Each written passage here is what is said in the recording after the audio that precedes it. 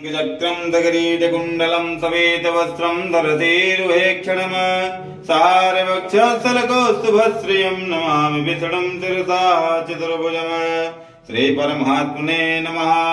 अथ विष्णुसहस्रनामस्तोत्रम्।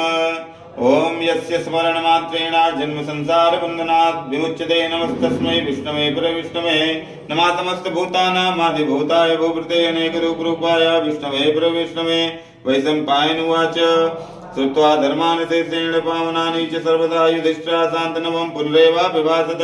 युधिष्ठिरुवाच किमेकं दैवतं लोके किं वाप्येकं परायणं सुवन्ताकं कमर्षन्तः प्राप्यमानः शुभम् को धर्मः सर्वधर्माणां भवता परमो मतः किं च फलमुच्यते जन्तुर्जन्म संसारबन्धनात्। भीष्मोवाच जगत्प्रभुं देवदेवमनन्तं पुरुषोत्तमं सुवर्णाम सहस्रेण पुरुषात् ततोत्थितः यमेव चार्चयन् नित्यं भक्त्या पुरुषमाभ्यं ध्यायन्